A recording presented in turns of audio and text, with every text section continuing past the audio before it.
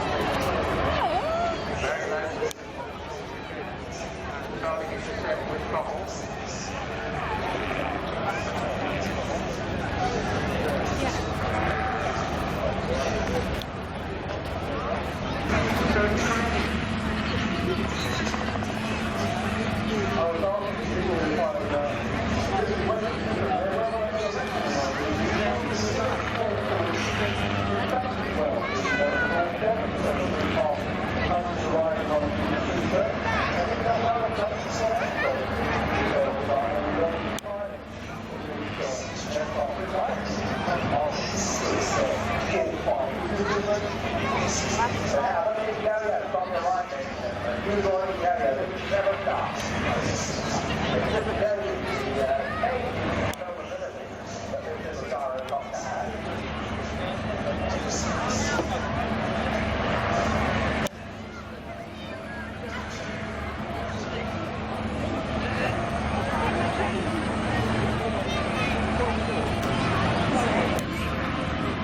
Come here. Sit down over there.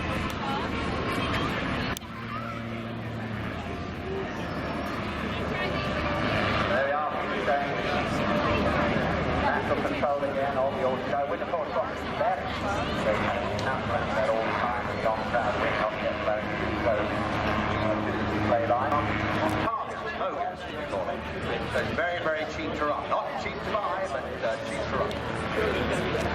So if you see one pull up behind you at Tesco's, you know what he's doing. Yeah.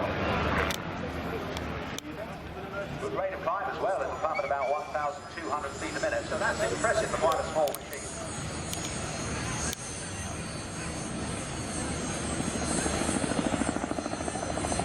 Well, I did hear actually, Brendan, this particular colour, this is for sale, if anybody's excited enough. So, we've got £60,000 to spare. Come and see us at the bus with half the room. Okay, now take a look at this, folks. He's going very, very slow. He's waving run, I think. Yep, there he is. He's in the cockpit. He's waving. Oh, he's got little hands on. Red and green. Sweet. Give him a wave, ladies and gentlemen. Peter Davis and the Canada's Auto Gyro. Outstanding.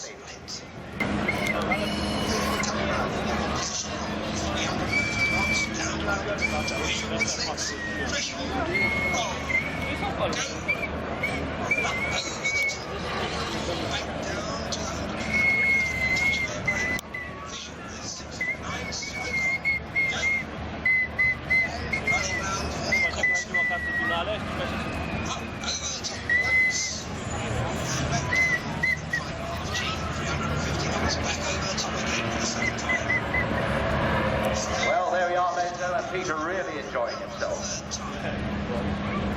Got quite a background as well. He has flown all the big shows all over the place. He's flown the Paris Air Show, Biggin Hill, Farnborough, Blackpool, Manchester, of course, all big shows. He was fourth in the world in the first World Microlight Championship and set an FAI world record.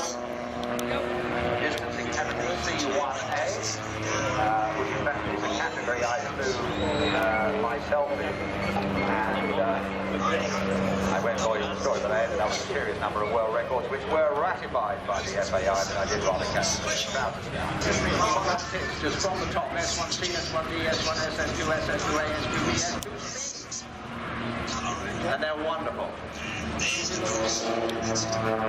two lads, Richard Grace, Dave Fullerton, as you can see, a beautiful piece of formation flying. It's absolutely nailed together. I did say to them what they ought to do is to start their display actually with this so good formation stuff, actually tied together with a ribbon. And you can do it, hasn't been seen for a while, but it can be done. I've got to say, Brendan, remind me of one pair of the Twins. Sponsored by Trig Avionics, and a very nice colour scheme actually, which I think suits the aircraft, the black and the yellow. It's split left and right. Okay, we got a lead. I think usually Dave Fullerton leads Richard Grace. He's calling. If you were listening on the radio on the frequency, you would hear them calling to each other in order to determine the position. Now we've got an on-crowd wind here, so you haven't really got a left-right problem on the A axis, the left and right axis. And we'll just see, here they are, they're running in just about on crowd centre. Nicely done. Nice and very fast coming up vertical. And how about that for a clever rejoin? Almost drawing a heart in the sky as well. Well, yes, it is the great, the ubiquitous, and this, as I say, is a Pitts S1. Now, unlike the S2, although you saw earlier Rich Goodwin's aircraft has been converted from a two-seater to a single-seater, these are built as single-seaters. Here we go again, Ruth. Stay. 180 horsepower Lycone, four-cylinder air-cooled engines with mixed propellers.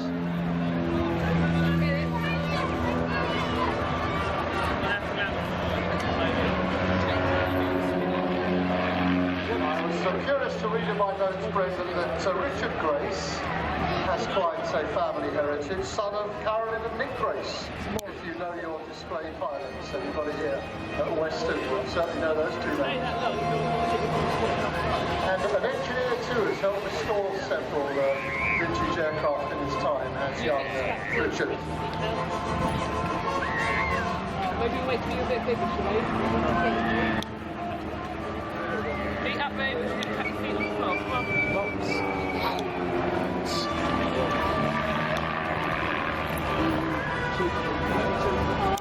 So back there into a change of formation. You need to cut around the corner quickly. There they are flying in a standard echelon, coming up into line abreast. But if you really need to catch up the corner, you come into what's called box. Or, alternatively, you come on the inside of the turn. Hey, presto, you're going to go faster because you're performing basically a smaller curving turn.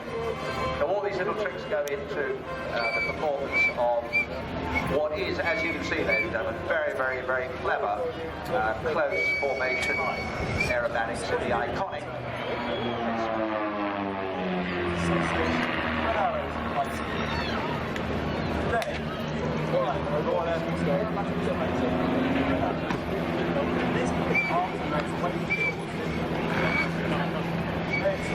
I was checking out the sponsors tree, Brendan, and if anybody wants any aviation electronics, they're the people.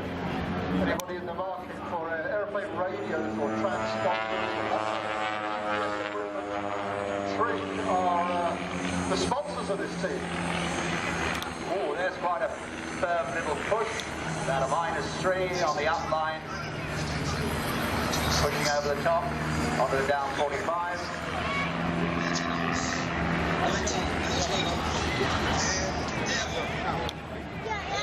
We're going to be covered in sand.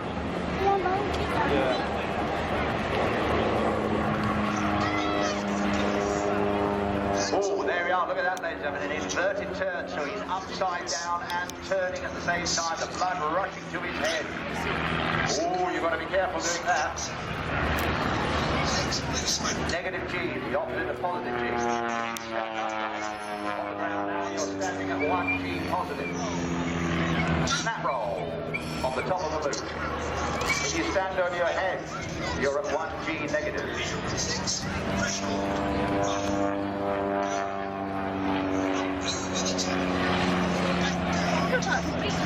You know, Brendan, these guys, they give lessons, you know, in aerobatics. You can rock up and have a lesson with a tree team. Yeah. So that's a nice flowing figure, half roll down 45. An aileron roll to the left, and another one to the left.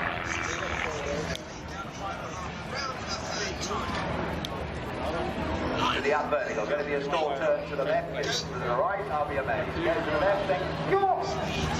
And that's all down to the fact of which way round the propeller is turning. It's related to slipstream effect and torque. I thought you'd like to know that, and that's torque, T-O-R-Q-U. Right off crowd centre for the pass, beautifully done.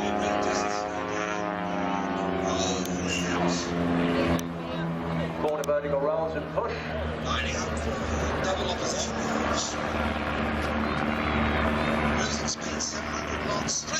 One of the impressive things about this little formation team is their ability, which immediately stands out, to be able to reform without wandering around the sky and using up a lot of time and air. It takes quite an act,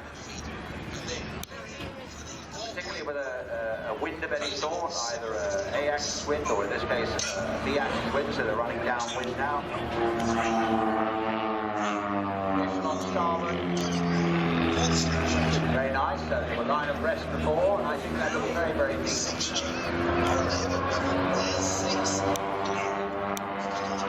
to fly rolling manoeuvres. If you're not in line of rest, that really is very, very hard.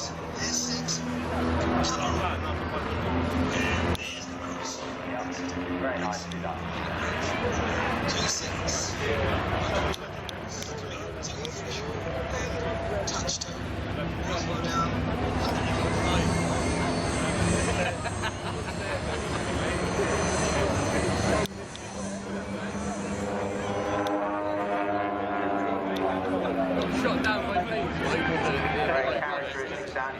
fixed propeller, not a constant speed propeller.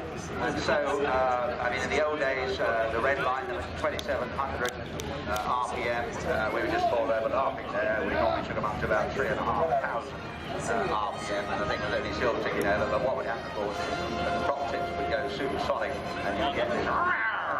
It's very pleasing. How did that go, Brendan? Yeah, look at that, an inverted mirror, very nice too. Oh, and an inverted mirror turn, yes, even better. Oh, yes, look at that. So one upside down on the top, Dave Fullerton, Richard Grace underneath him, rolls out back into formation, very nice. Just looking at my notes there, Brendan, Dave Fullerton started his flying career on gliders age 14, and he had a pilot's license before he could drive a car. What about that? Now look at him here at Western Superman.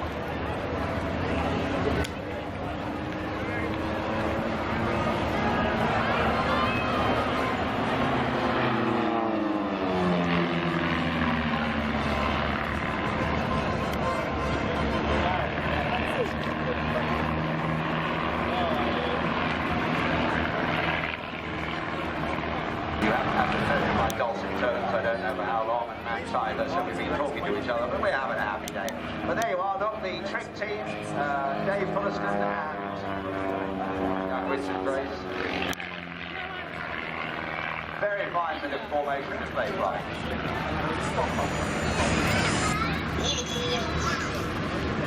So I think that's their final run coming around.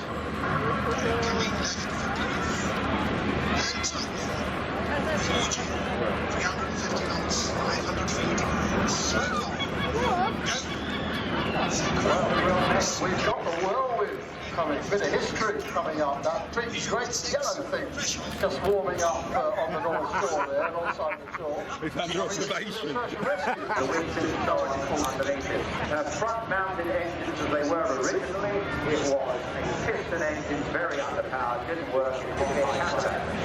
And to be able to get cutbacks or to be able to get people inside rather than with, for example, you'll remember MAC, the MAC program where the body was trapped on the outside of the old D381. The two really wasn't a great place when you were hanging on the outside of the helicopter.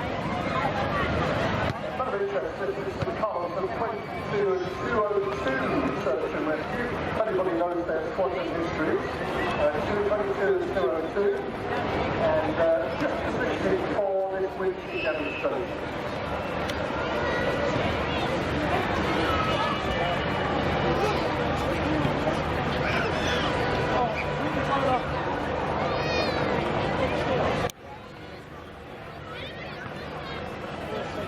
So as you can see, ladies and gentlemen, really is a hammer, slow and steady. It's a big, heavy chopper. It's not one that you throw around. Got another fact for you, Brendan. 55 feet of wind cable that carries, but normally they only wheel out for about 20. They didn't want to be 2 years, people never left for too long. So they got one medium sustenance and resuscitation. In these modern times, of course, search and rescue is operated by civilian contractors on behalf of the Coast Guard and so on. And I was recently at an airport out in Southeast Kent where there were two beautiful search and rescue helicopters in a huge dedicated hangar patrolling the southeast of England. It was very reassuring, of course.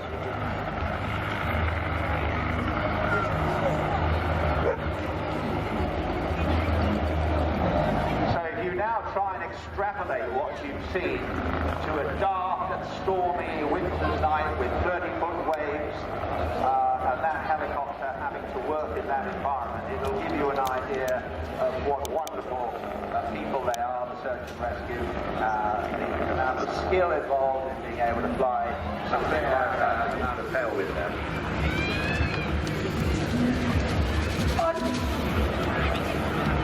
Just had somebody whisper in my ear that this helicopter, Brendan, was converted from a piston engine version to a turbine here at Western Superman.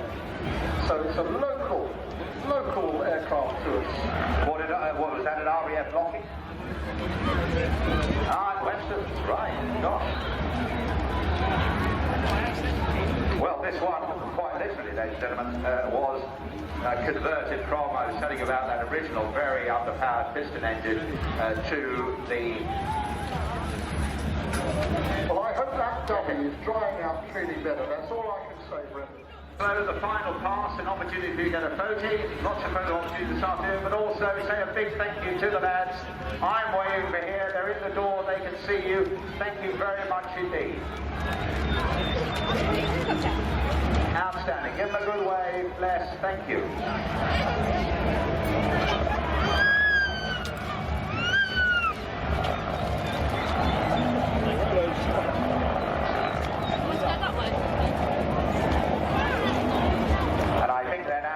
Back to the Kelly site at the Western Museum.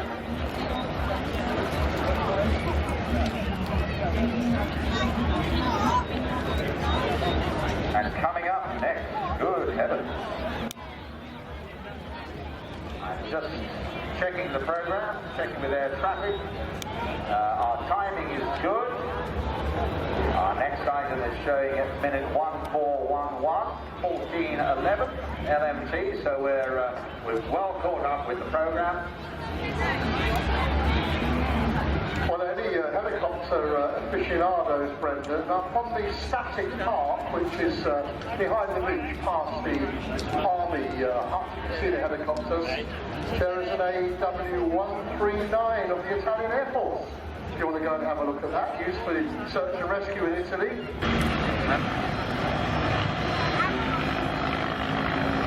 And I've just been told that when it's parked up, come and have a look, go up to the helicopter line and have a look at the helicopter display. And don't forget those flights around the bay when the show is over. And the pleasure flights are being offered if you'd like to inquire. All profits go to the Air Museum, which I visited this morning with great interest, and that is, there's quite some stuff in that back hangar there. I'd recommend a look. I'm sure the mums and dads and kids would enjoy a visit to the helicopter museum. There's a cafe, ice creams, and get a cup of tea. Very, very impressive. For those of you down there, give a big round of applause. Say thank you very much indeed, guys. One day you may need them. What's up next, Max? It's the MiG-15, Brendan. Ah, the MiG-15. Yeah, the behörig on men all the header from Norway. Really? Yes. Could you translate for me? It's the Norwegian historic flight. Now, ladies and gentlemen, this is a Russian MiG-15. Oh, yes. You want to see this puppy go? So somewhere out there, hiding. I've got a little challenge for you, Brendan, while we're waiting for the MiG-15. I wonder if you could name as many airports named after people. So that's your challenge. There's a few for you to think about, Brendan. How many airports can you think of named after people? Come back to me. So as I say, ladies and gentlemen, somewhere out there lurking in the skies, in the great blue yonder, coming out of the sun, of course, as any good fighter pilot would be the Mikoyan. Right about reds under the bed, here's reds in the sky. Look at that, what a pretty little puppy, the MiG-15, Mikoyan.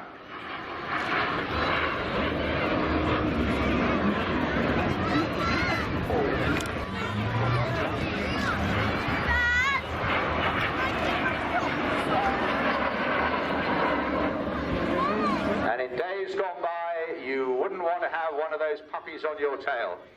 It could give you a serious headache. From your right once again.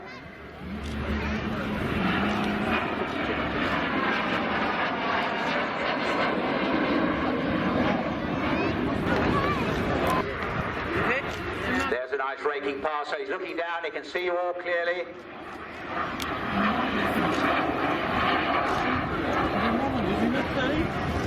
Here he is in the T-67M. Slingsby Aviation, a British company, amazing. Yes, they did and do and still exist.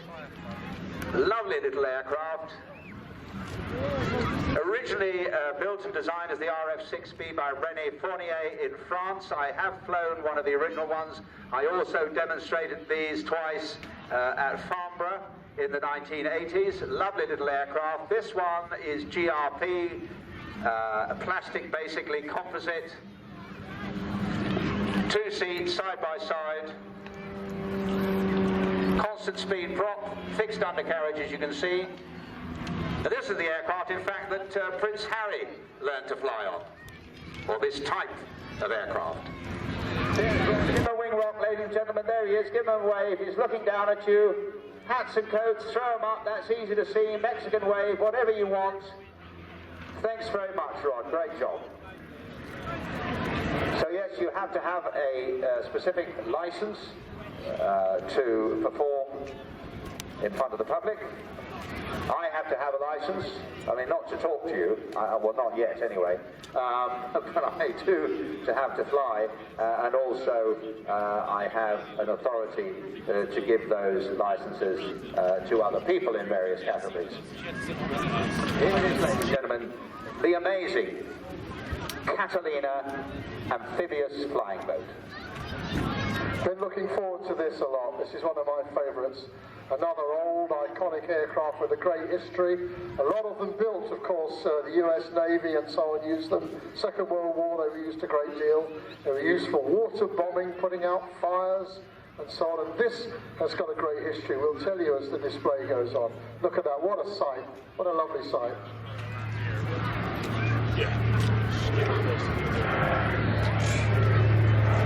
And sound, dare I say, sight and sound of the Catalina.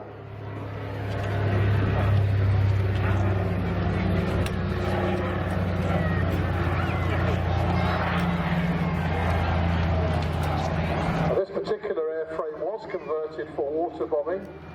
Spent a lot of its time in Canada before it came over to the group that operate it now.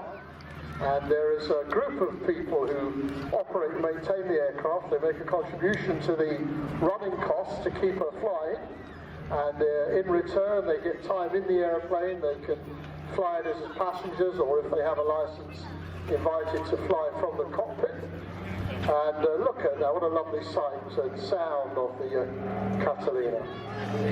Max, is there anything more wonderful? Look at it coming towards you, ladies and gentlemen. You can see those two big engines, Pratt & Whitney R1830-92 twin wasp radials, 1,200 horsepower each. That wonderful rumbling sound of the radial engine. Glorious. There, see the wheels up, of course, tucked in the belly there.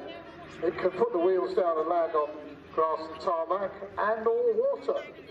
And I have a confession actually to make to you all. I've got a flight simulator at home, and I've got this model on my flight sim, and I can't resist flying this when I get the chance. Now this is in sort of peacetime and subsequent to the war, World War II, and these aircraft were beloved of downed pilots because they would be rescued in the middle of oceans all over the world. Many, many lives were saved. Subsequently they became fire bombers, for example. They had a new lease of life, but when they were flying in the military, they had a modest crew of 10, if you could believe. Pilot, co-pilot, bow turret gunner, flight engineer, radio operator, navigator, radar operator, 2 waist gunners, and a ventral gunner. There was a serious amount of firepower on those puppies. It's a matter of interest, if you've got any registration spotters with us, there often are at the shows, this is Golf Papa Bravo Yankee Alpha registered on the CAA aircraft register. And a lot of the restoration work was done at Duxford, of course, home of the historic flight and the museum up there. And many, many hours spent restoring Yankee Alpha up at Duxford, so we can see and enjoy her today. Some of the performance details are extraordinary, Max. I mean, modest cruise, 125 miles an hour, but they had a range. They could stay in the air for hours and hours, a range of 2,500 miles. They couldn't go very high, they go up to 15,000 feet. They didn't climb very well, 1,000 feet a minute, but what a range and what a payload.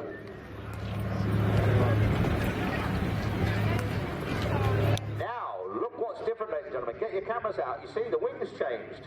What have they done? Well, they've dropped down. They are retractable, those pontoons, and those are used when the aircraft is going to land on the water, so that if a wingtip for any reason drops down, then it won't dig into the water, because that would be very terminal. You would literally go end over end and cartwheel. So they're very important, the pontoons, when landing on the water.